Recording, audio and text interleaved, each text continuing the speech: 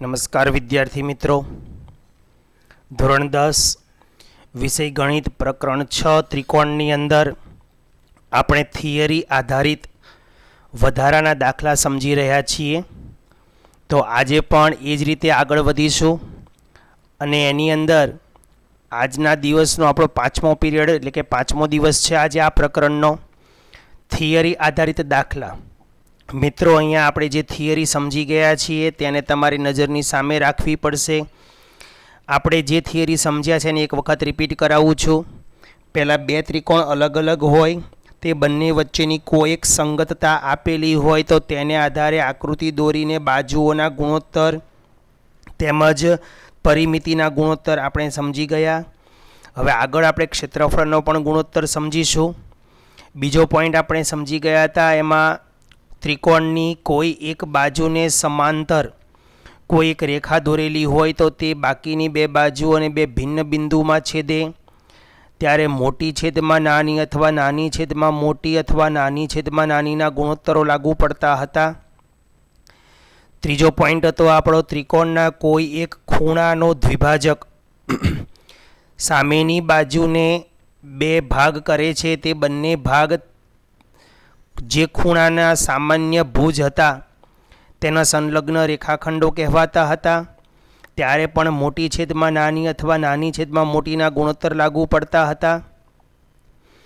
હવે એ બધી બાબતો જ્યારે ત્રિકોણની સમરૂપતાની જે સંગતતા આપેલી હોય ત્યારે લાગુ પડે.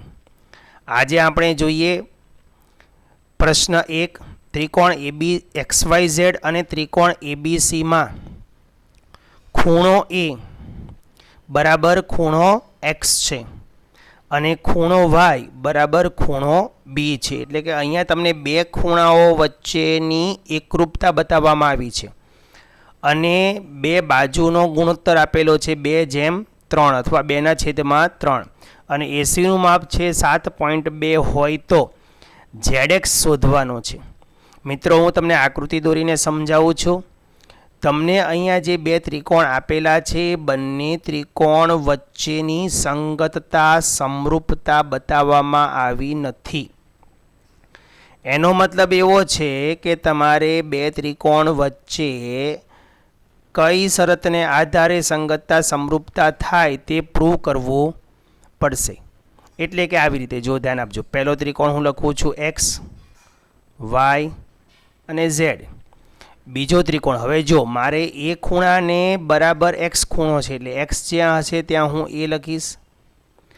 પછી Y સાથે B છે તો Y છે ત્યાં હું B લખીશ. તો Z સાથે ઓટોમેટિકલી C આવી જ જશે. બરાબર. તો પહેલાં આ બે ત્રિકોણ વચ્ચે કેટલી સંગતતાઓ બને? 6 બને.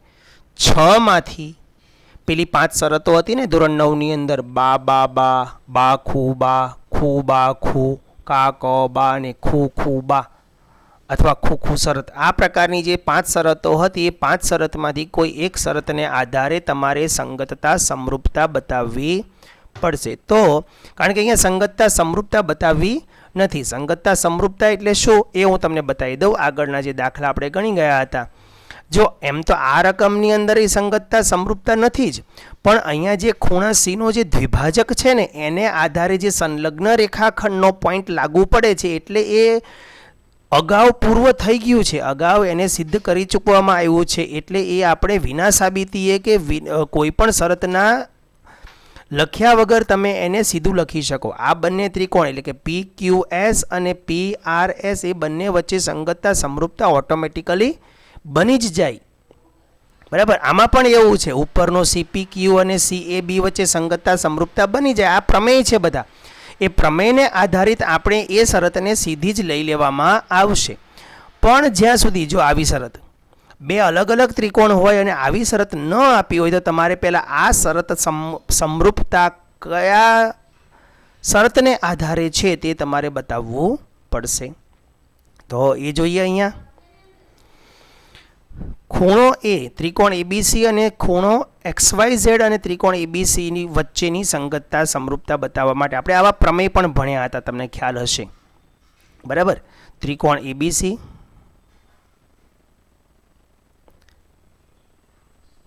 અને ત્રિકોણ XYZ ની સમરૂપતા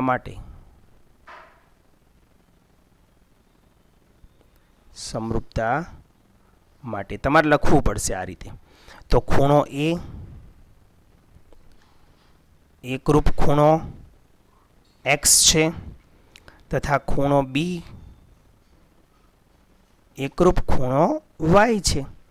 માટે સંગતતા, બસ એ લખેલું છે એને આધારે જ સંગતતા, એટલે મતલબ આ એક બે લીટી લખવી પડશે.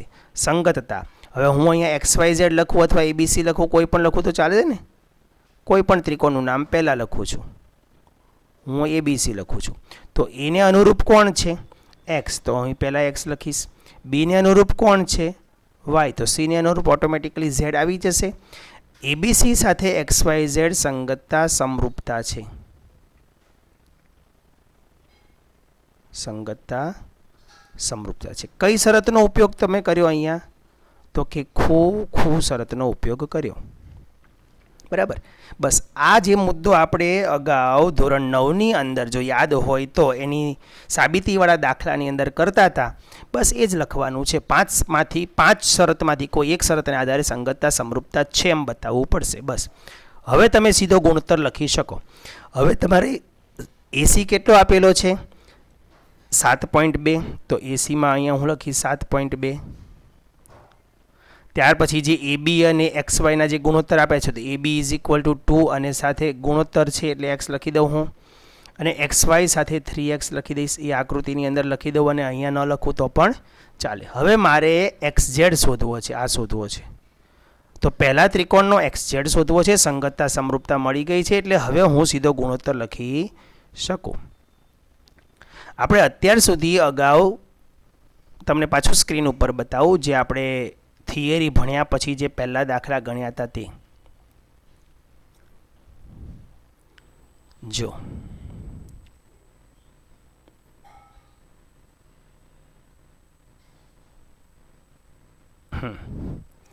આ સંગતતા સમરૂપતા તમને રકમમાં આપેલી હતી જો છે ને, એટલે આપણે સીધો ગુણોત્તર લખ્યો. પણ આ સંગતતા સમરૂપતા આવો કોઈ ક્રમ ન આપેલો હોય, 6 માંથી કોઈ એક શરત ન આપેલી હોય, એક રીતે ન આપેલું હોય, તો તમારે પહેલાં બતાવવું પડશે. જો આ દાખલામાં સીધો ગુણોત્તર લેવાનો હતો, આ તમને હોમવર્કમાં આપેલા હતા. આમાં પણ આપણે જો સીધો ગુણોત્તર લઈ લીધો, અહીં બતાવ્યું નથી કે કયા બે ત્રિકોણ વચ્ચે કઈ રીતે સંગતતા સમરૂપતા છે, લખેલું છે અહીંયા જો.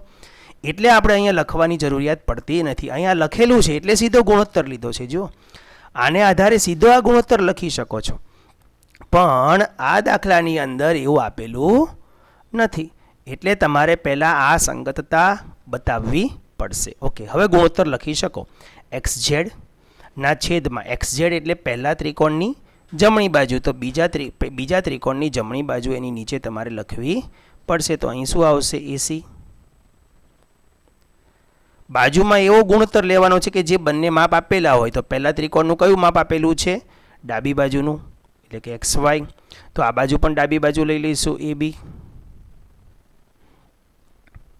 XY નો XY, XZ નો XZ લખીશું. AC નું મૂલ્ય આપણી પાસે છે 2x = XY નું મૂલ્ય છે આપણી પાસે 3x અને AB નું મૂલ્ય આપણી પાસે છે 7.2. તો માટે XZ = 3x ગુણ્યા 2x અને છેદમાં 7.2.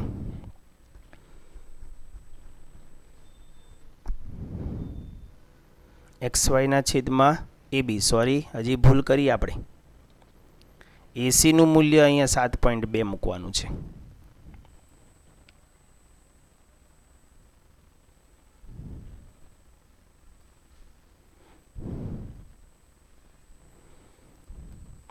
AC નું મૂલ્ય છે 7.2 અને AB નું મૂલ્ય છે 2x,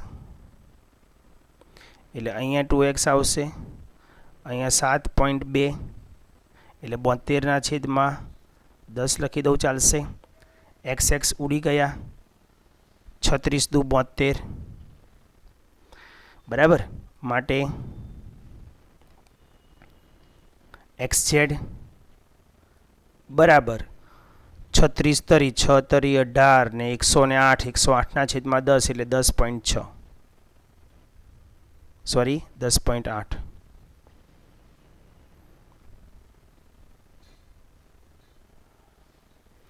6 તરી 18 નો 8 વધી આવી 1 3 તરી 9 ને 1 10 10.8 સેમીમીટર લખેલું નથી એટલે XZ નું મૂલ્ય 10.8 આવશે. ત્યારબાદ બીજો પ્રશ્ન જોઈએ. ત્રિકોણ ABC માં ખૂણો B કાટખૂણો છે. જો મિત્રો હવે ખૂણો B કાટખૂણો છે, જ્યારે કાટખૂણો હોય ત્યારે તમારે શું કામ કરવાનું છે ખાસ ધ્યાન રાખજો.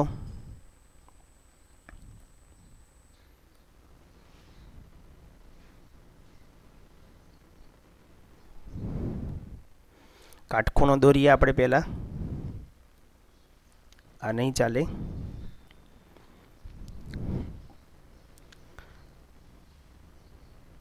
કાટખૂણો દોરવા માટે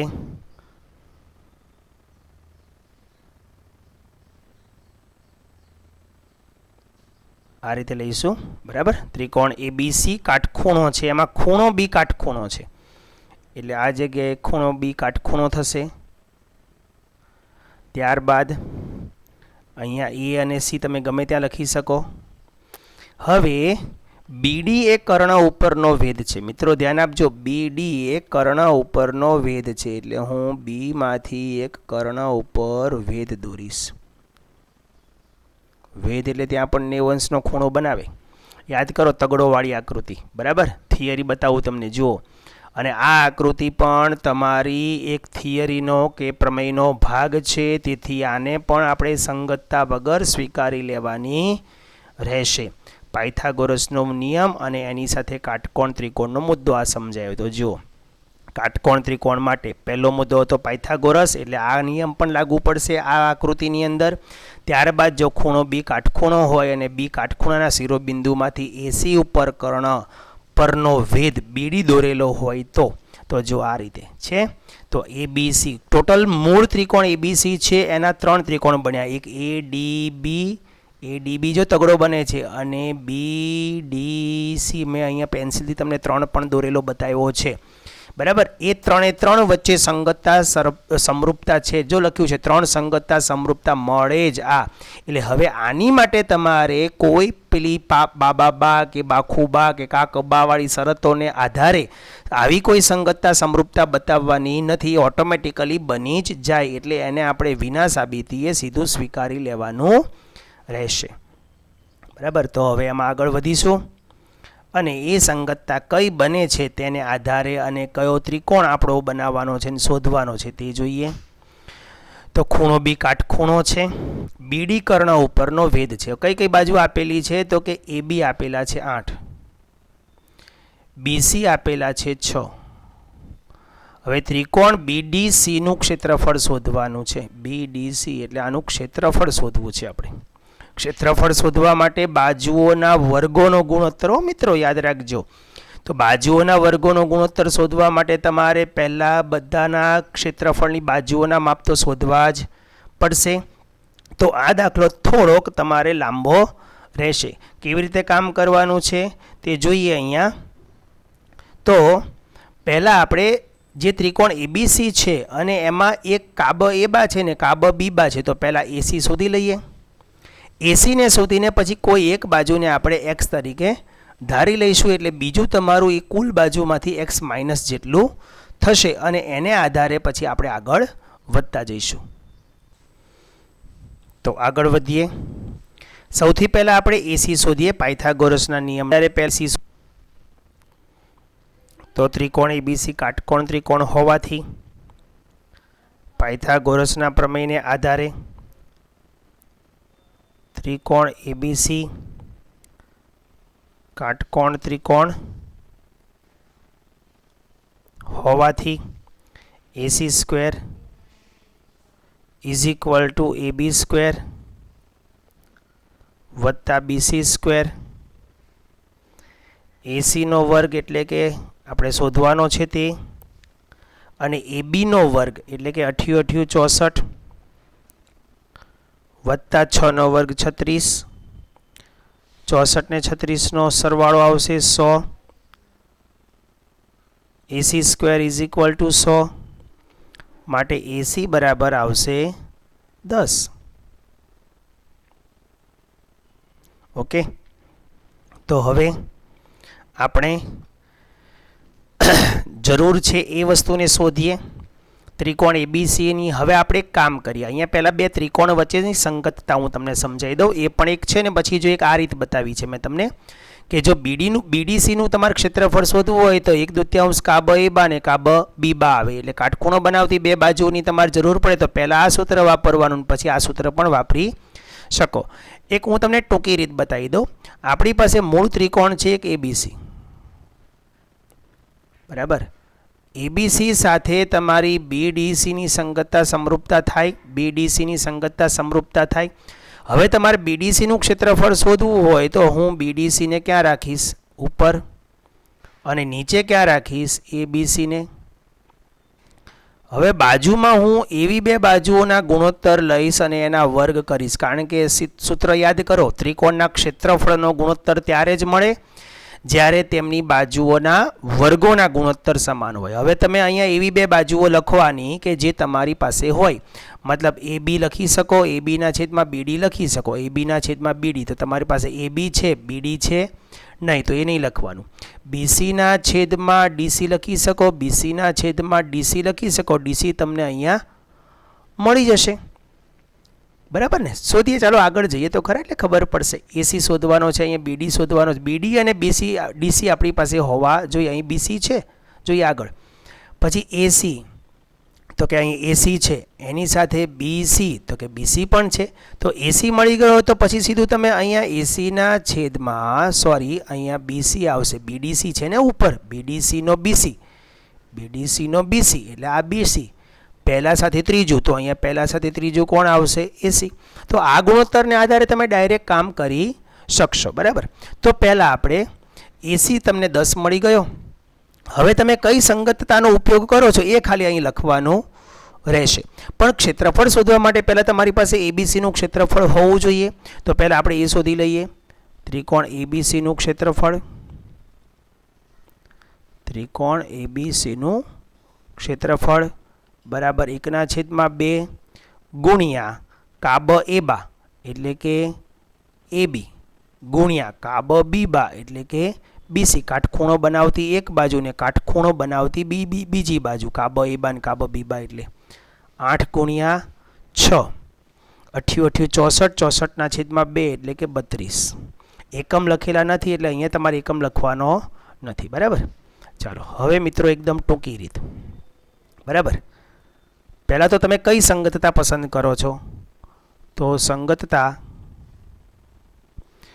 ABC સાથે 3 સંગતતા હોય એમાંથી કઈ સંગતતાનો ઉપયોગ કરો છો ને એ ખાલી લખવાનું છે. આ કેવી રીતે આવી એ લખવાનું.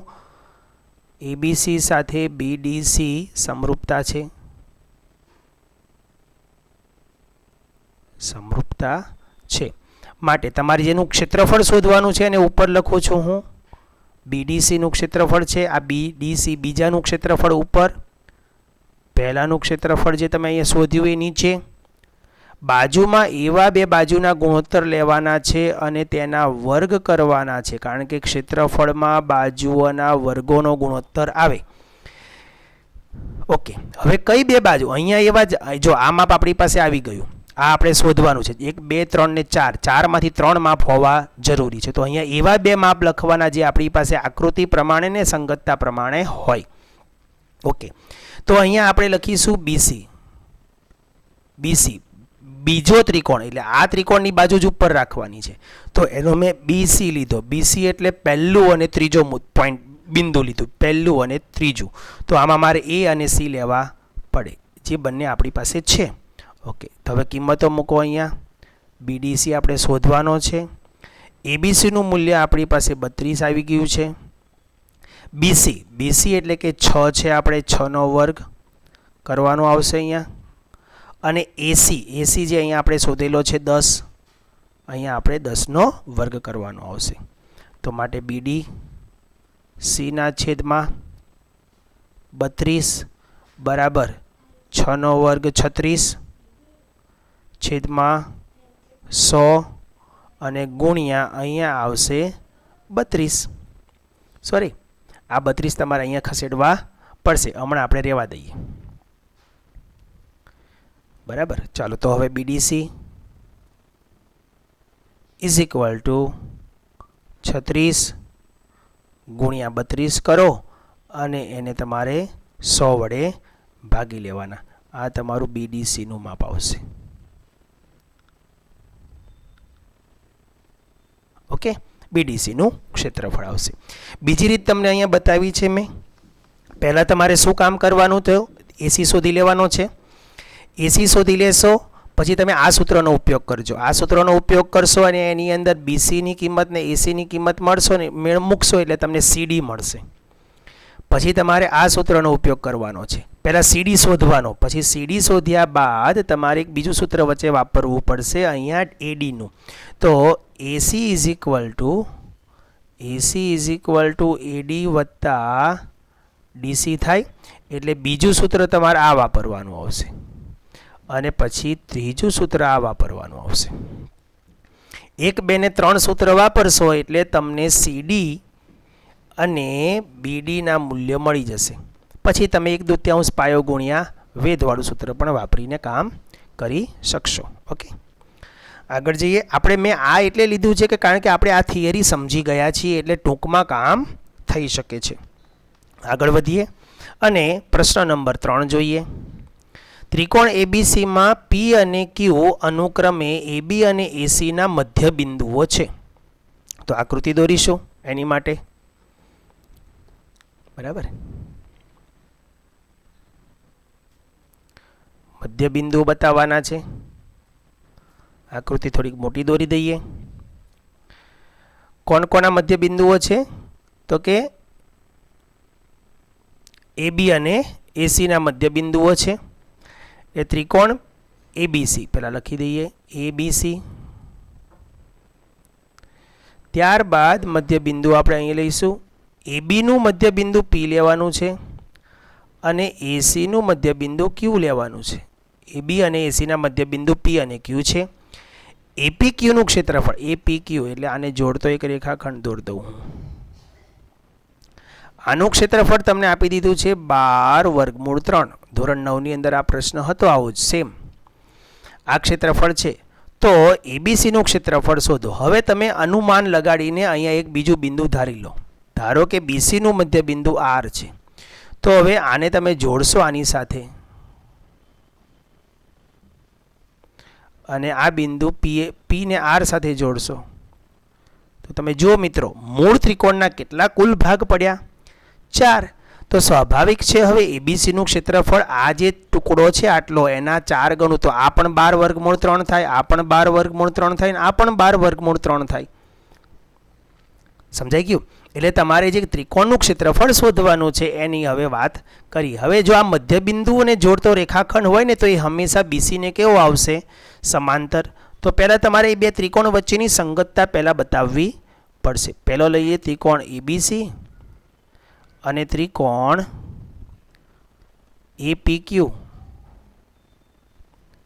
APQની સંગતતા માટે, કારણ કે એની સંગતતા તમને આપી, સોરી આ તો થિયરી છે ને આપણી, એટલે એની સંગતતા તમને ની સંગતતા નીચે મુજબ તમને સીધી મળી જ જાય. સંગતતા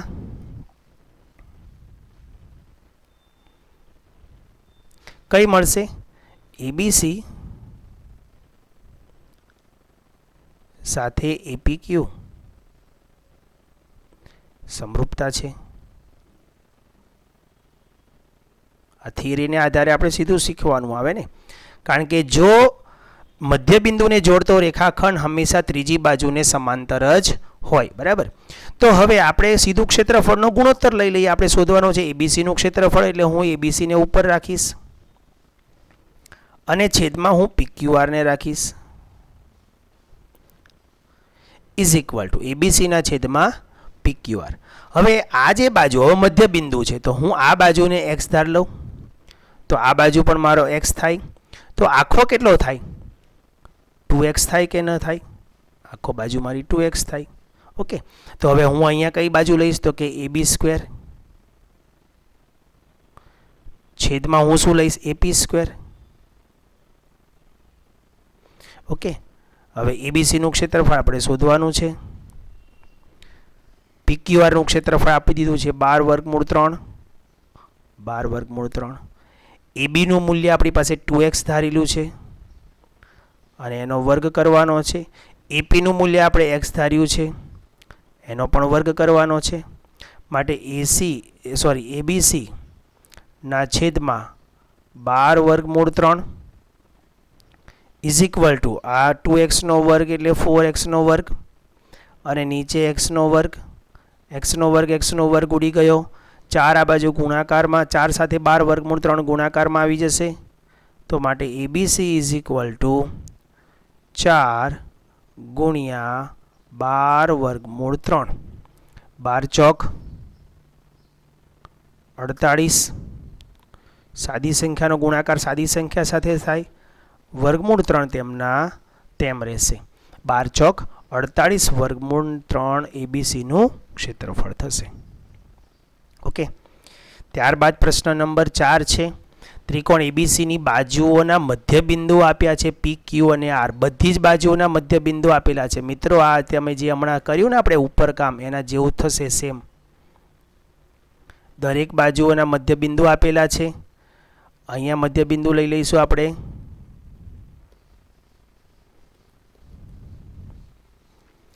તો બાજુઓના મધ્યબિંદુના આધારે કામ કરીએ. દરેક બાજુઓના મધ્યબિંદુ છે.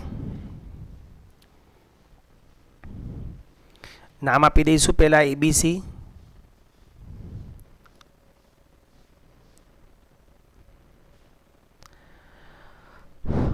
મધ્યબિંદુનો ક્રમ કોઈ ફિક્સ કીધો નથી. અહીંયા છે પી, આ છે ક્યુ, અહીંયા આર. તો તમારો એક બીજો ત્રિકોણ આ રીતે રચાય PQR, જે મૂળ ત્રિકોણના ક્ષેત્રફળ કરતાં અડધું હોય. અને ત્રિકોણ PQR ની બાજુઓના મધ્યબિંદુ પાછા આપી દીધા છે. અહીંયા છે x, આ y અને z.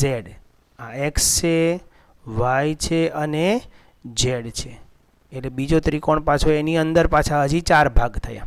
તો XYZ નું ક્ષેત્રફળ 10 છે. આ ક્ષેત્રફળ 10 છે. તો PQR નું કેટલું થાય? 10 ચોક 40 થશે અને 40 કરતાં પાછું 4 ગણું એટલે એબીસીનું ક્ષેત્રફળ પાછું હજી 4 ગણું થશે. તો પહેલાં તમારે શેની માટે કામ કરવાનું છે? ત્રિકોણ XYZ અને ત્રિકોણ PQR ની સંગતતા કઈ છે એ તમે લખજો. જ્યારે એકસાથે વધારે આવે ને તો લખજો. હવે આને ઊંધું વિચારો, અહીંથી ક્યુ ઉપર અથવા કોઈ પણ આધારે PQR થતો હોય, પી, ક્યુ અને આર, તો પી, એક્સ અને ઝેડ લઈ લો. પી, એક્સ અને ઝેડ સંગતતા સમરૂપતા છે. હવે આને તમે એક્સ ધારશો તો આખો PQ કેટલો થશે? 2x થશે. તો એને આધારે અહીંયા લખીશું. હવે ત્રિકોણ PQR નું ક્ષેત્રફળ શોધવાનું છે. તો PQR ને હું ઉપર રાખીશ, XYZ નું ક્ષેત્રફળ આપેલું છે અને હું નીચે રાખીશ. તો કે PQR ની મારી પાસે કઈ બાજુ છે? તો કે PQ. PQ નો વર્ગ ઉપર લઈશ અને PX નો વર્ગ નીચે લઈશ.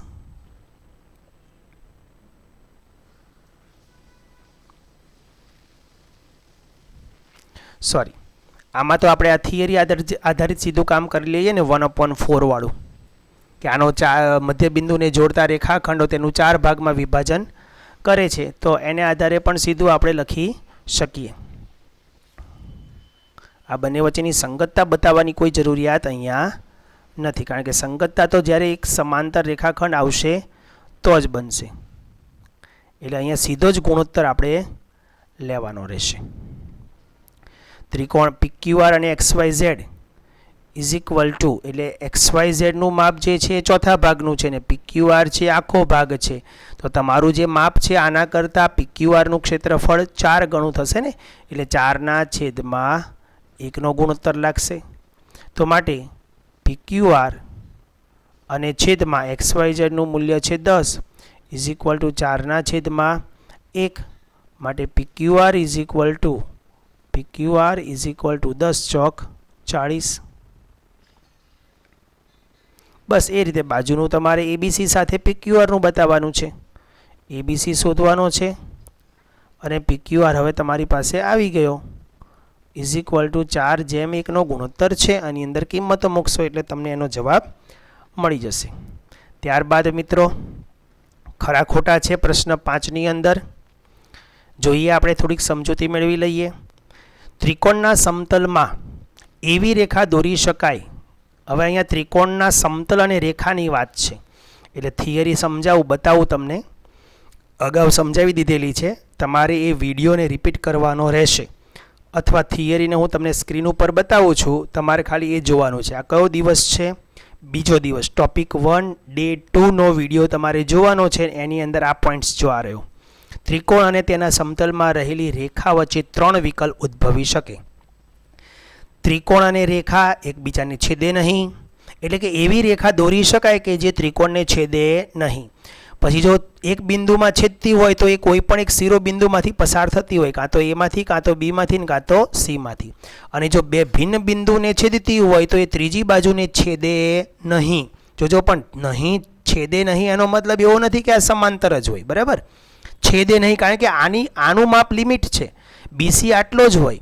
પણ રેખાને લંબાવી શકાય છે. રેખાને કોઈ એકને લંબાવો ને બીજાને ન લંબાવો તો પછી તોય એ એકબીજાને છેદવાના નથી જ. તો એ આધારિત ખરા ખોટા છે, ત્રિકોણ અને રેખા આધારિત.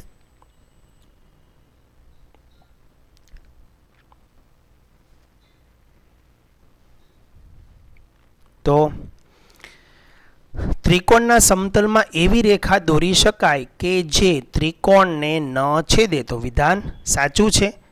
વિધાન કેવું છે? સાચું છે. છેદે નહીં એવી એક રેખા આપણે દોરી શકાય. આકૃતિ પહેલી થિયરીની. ત્રિકોણના સમતલમાં એવી રેખા દોરી શકાય કે જે ત્રિકોણના કોઈ પણ શિરોબિંદુમાંથી પસાર ન થતી હોય અને ત્રિકોણની ત્રણેય બાજુને છેદે. મિત્રો, ત્રણેય બાજુને છેદે એવી એક પણ રેખા દોરી શકાતી નથી. ત્રિકોણના સમતલમાં દોરેલી કોઈ રેખા, ત્રીજો નંબર, ત્રિકોણના સમતલમાં દોરેલી કોઈ રેખા ત્રિકોણને એક જ બિંદુમાં છેદે છે. જો ધ્યાન રાખજો, એક જ બિંદુમાં, એટલે વચ્ચેની આકૃતિ યાદ કરો. એક જ બિંદુમાં છેદે ને તો તે તેના શિરોબિંદુમાંથી જ પસાર થાય. તો તે રેખા ત્રિકોણના કોઈ એક શિરોબિંદુમાંથી પસાર થતી હોય તો વિધાન સાચું છે. નંબર 4, જો કોઈ રેખા ત્રિકોણની 3માંથી 2 બાજુને છેદે, એટલે ત્રીજી આકૃતિ યાદ કરો થિયરીની, અને ત્રીજી બાજુને ન છેદે, બરાબર? એટલે પેલામાં નીચે BC ને છેદતી નથી, આકૃતિ જોજો. તો તે રેખા ત્રીજી બાજુને સમાંતર હોય. સમાંતર હોવું જરૂરી નથી, એટલે વિધાન ખોટું છે. સમાંતર હોઈ શકે ખરું, પણ સમાંતર હોય એ જરૂરી નથી. ત્રિકોણ ABCના સમતલમાં એક રેખા L એવી દોરી શકાય કે જેથી L છેદ BC, હું અહીંયા બાજુમાં આકૃતિ દોરીને સમજાવી દઉં તો વધારે ખબર પડશે આની. બાકી આ 4 મુદ્દા તો પેલી થિયરીમાં આવી જ ગયા છે. ત્રિકોણ ABC, બરાબર.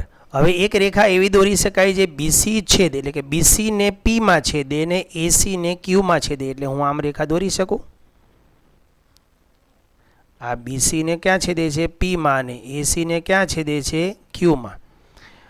તો L છેદ AB, આ L અને AB નો છેદગણ phi થાય. phi એટલે ખાલી ગણ, મતલબ એ બંને છેદે નહીં. એ ત્રીજા જ પોઈન્ટ આધારિત છે. તો વિધાન કેવું છે?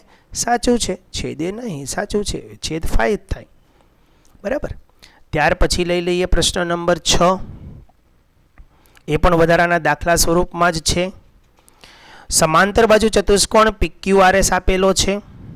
આકૃતિ જો બાજુમાં મિત્રો બતાવેલી છે, ન આપેલી હોય તો પણ તમે સરળતાથી દોરી શકો એવું છે.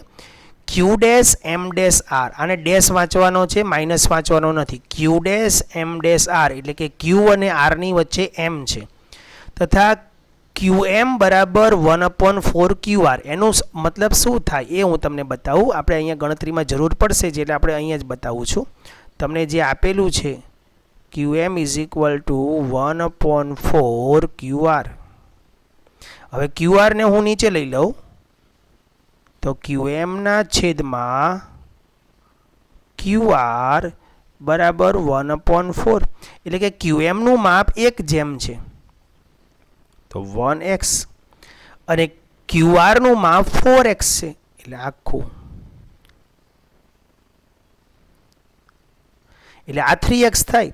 જો આ 4x થાય તો આ પણ 4x થાય, કારણ કે સમાંતર બાજુ ચતુષ્કોણ હોય તો સામસામેની બાજુના માપ સમાન હોય. તથા PM એટલે આ PM જે લંબ દોરવામાં આવેલો છે તે એ QS ને N માં છેદે છે. QS ને ક્યાં છેદે છે? N માં છેદે છે. તો APN એટલે કે આ 1 નંબરનો ત્રિકોણ અને MNQ એટલે આ 2 નંબરનો ત્રિકોણ ના ક્ષેત્રફળનો ગુણોત્તર શોધવાનો છે. ઓકે, હવે આપણે અહીંયા 2 ત્રિકોણની હું તમને અહીંયા અલગ અલગ દોરીને આપું. પહેલો જે મારી પાસે આ ત્રિકોણ છે ને એને હું દોરીને આપું, નાનો એવો છે એ. આકૃતિને તમે તોડશો ને તો વધારે સમજાશે, નહીતર સમજાશે નહીં. એટલે અહીંયા તમારો N છે, આ જગ્યાએ M છે અને આ જગ્યાએ Q છે. ચાલો, અહીંયા કાટખૂણો છે એવું માનવું નથી આપણે, ભલે અહીંયા દેખાય છે પણ તોય માનવું નથી. હવે આ જે બીજી આકૃતિ છે ને એ આકૃતિને તમે પહેલાં આ જે N છે ને આ Nને સીધો ઉપર ખેંચી જાઓ, ઉપર ખેંચીને પછી આમ પલટી મરાવો.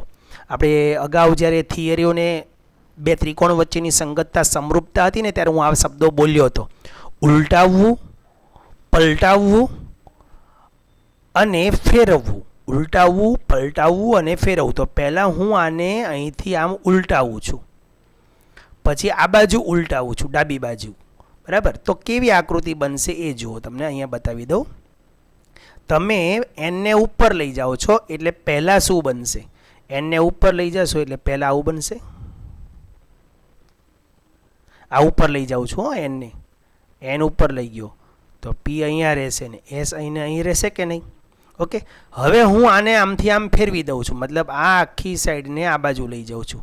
તો હવે એ આકૃતિ અહીંયા આવશે, એ બતાવું આવી રીતે. રેડી?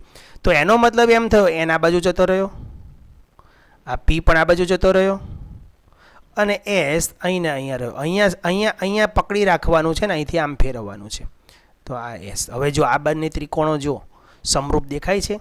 દેખાય છે. અને પાછું બીજું, આ ખૂણો જેટલો હોય એટલો આ ખૂણો થાય એટલે અભિકોણ થાય, એટલે N બંનેના અભિકોણો થયા. અહીંયા N છે ને અહીંયા પણ N છે એટલે આ અભિકોણનું સ્વરૂપ થયું. બીજું PSN એટલે આ ખૂણો જો, અને SN સુધી જાઓ અથવા Q સુધી જાઓ અને N, Q અને R આ ખૂણો જો. આ કઈ જોડ બનાવે છે? Z એટલે કે યુગ્મકોણ. એટલે S જેટલો હશે એટલો જ આ બાજુનો Q હશે.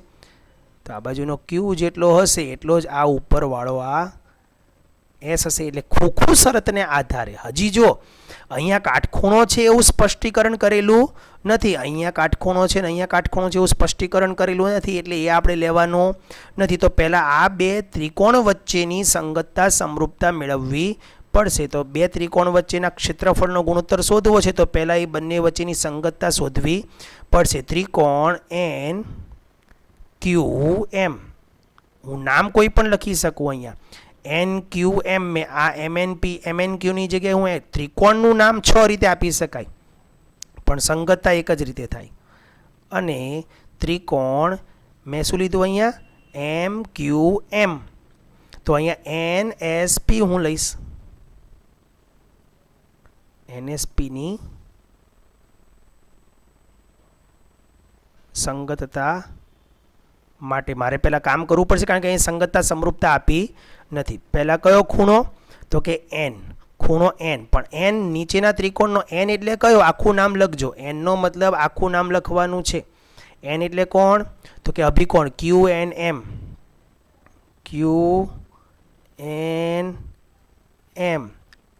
અને એકરૂપ PNS કૌંસમાં લખીશું આપણે અભિકોણ, બરાબર. ત્યારબાદ યુગ્મ કોણ બનાવે છે ને એ લખીએ આપણે, જે યુગ્મ કોણ બનાવે છે તે એન ક્યુ એમ એકરૂપ PSN કૌંસમાં લખીશું યુગ્મ કોણો. એટલે ખોખું શરતને આધારે સંગતતા મળી માટે સંગતતા. હવે ચાલો એક બીજું તમને કહું, અહીંયા તમારે જે નામ લખવું હોય એ લખો. ચાલો જે તમને આપેલું છે એ જ લખો. MNP MNQ અને APS સોરી PNS.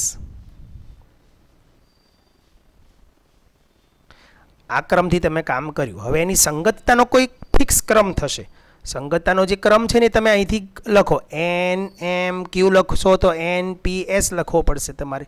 કોઈ પણ ક્રમ 6 માંથી એક રીતે તમારે લખવાનું છે. તો હું લખું છું NM અને Q.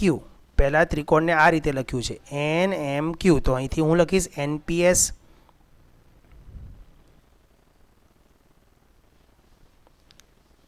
શું છે? સમરૂપતા છે. શરત કઈ આવી? ખોખું શરત આવી. તો આ શરત લખવી પડે. અને હવે તમે અહીંયા દાખલો ગણી શકો. હવે તમારે કોનું ક્ષેત્રફળ શોધવું છે? બંનેના ક્ષેત્રફળ APS અને MNQ. પહેલાં PNS છે તો પહેલાં PNS હું ઉપર લખીશ. ત્રિકોણ PNSનું ક્ષેત્રફળ છેદમાં લખીશ ત્રિકોણ MNQનું ક્ષેત્રફળ. ઓકે, હવે મારી પાસે PNSની કઈ બાજુ છે? PNSની કઈ બાજુ છે? PNS એટલે આ ઉપરનો PNS, એનો PS છે મારી પાસે PS. તો હું લખીશ PS નો વર્ગ. હવે અહીંયા PS ક્યાં આવે? અહીંયા PS PNS આ છે ને, તો આ PS છે. જોજો PS એટલે બીજું અને ત્રીજું. તો અહીંયા મારી પાસે બીજું ત્રીજું એટલે કે MQ નીચે લખવો પડે મારે, MQ નો વર્ગ. અને એ MQ આપણી પાસે છે 1x. જો હવે અહીં કિંમતો મૂકો. ચાલો, આનું ક્ષેત્રફળ નથી, PS નું ક્ષેત્રફળ છે. PS નું માપ છે આપણી પાસે. PS કેટલો છે? PS 4x. તો હું અહીંયા લખીશ 4x અને એનો વર્ગ. અને MQ નો 1x છે એટલે હું અહીં લખીશ 1x એનો વર્ગ.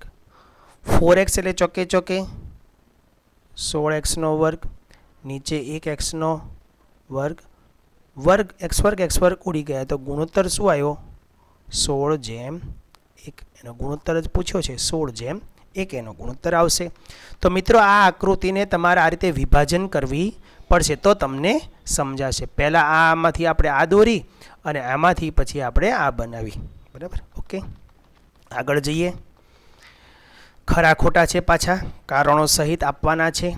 ત્રિકોણની સમરૂપતાની ખોખું શરત, ધ્યાન આપજો, ત્રિકોણની સમરૂપતાની ખોખું શરતને અનુરૂપ ત્રિકોણની એકરૂપતાની શરત ન હોઈ શકે. શું કહે છે મિત્રો? સમજ્યા? એમ કહે છે સમરૂપતાની કોઈ પણ શરત હોય ને એ એકરૂપતાની ન હોય. આવું બને? સમરૂપ હોય તે એકરૂપ હોય જ શકે, ન હોઈ શકે એમ કે છે. તો આ વિધાન કેવું છે? સમરૂપ હોય એ એકરૂપ સમરૂપ છે એ એકરૂપ હોય પણ ખરા અને ન પણ હોય, પણ એકરૂપ હોય એ સમરૂપ હોય જ. એટલે અહીંયા શું લખે છે? એકરૂપતાની શરત ન હોઈ શકે. એટલે આ વિધાન કેવું છે? સાચું છે. પછી બાખુબા એ બે ત્રિકોણની એકરૂપતાની શરત છે. જો હવે એકરૂપ છે તો સમરૂપ હોઈ શકે, તો સમરૂપતાની શરત હોઈ શકે અહીં લખે છે નહીં. ખરેખર એકરૂપ હોય એ સમરૂપ હોઈ શકે, સમરૂપ હોય એકરૂપ હોઈ શકે નહીં. તો અહીં ન હોઈ શકે તો વિધાન સાચું છે, પણ અહીંયા એમ લખે છે શરત હોઈ શકે નહીં. તો આ વિધાન પાછું ખોટું જ હોઈ શકે એમ આવે. બરાબર? બે એકરૂપ ત્રિકોણના ક્ષેત્રફળ સમાન હોય. એકરૂપ હોય એ તો હંમેશા સમાન જ હોય ને, પણ બે સમરૂપ ત્રિકોણના ક્ષેત્રફળ સમાન હોય એ વિધાન ખોટું થાય. એકરૂપ એટલે સમાન જ છે, બંને એક જ સરખા આકારના દોરવામાં આવે છે, એ કંઈ નાનો નથી, એ કંઈ મોટો નથી, તો પછી સ્વાભાવિક છે ક્ષેત્રફળ સમાન જ હોય. પણ સમરૂપ એટલે એક નાનો તો બીજો મોટો, એટલે એના ક્ષેત્રફળ સમાન ન હોય. સમરૂપ ત્રિકોણના ક્ષેત્રફળો તેના અનુરૂપ ખૂણાઓ, મિત્રો અહીં શું આપેલું છે, જો ખૂણાઓના માપના વર્ગના સમપ્રમાણમાં હોય. વિધાન ખોટું આવશે. અહીં તમે જુઓ, ક્ષેત્રફળનો ગુણોત્તર બાજુઓના વર્ગોના સમપ્રમાણમાં લ્યો છો, એટલે અહીંયા ખૂણાઓ ન આવે, આની જગ્યાએ શું આવે, ખૂણાઓની જગ્યાએ શું આવે, બાજુઓ આવે. બરાબર, બાજુઓ આવે ને તો જ આ વિધાન ખરું થાય, નહીતર નહીં. ખૂણાઓની જગ્યાએ શું આવવું જોઈએ, બાજુઓ આવવું જોઈએ, બાજુઓ હોવું જોઈએ, તો વિધાન સાચું થાય. બાજુઓ, કારણ લખીએ, બાજુઓ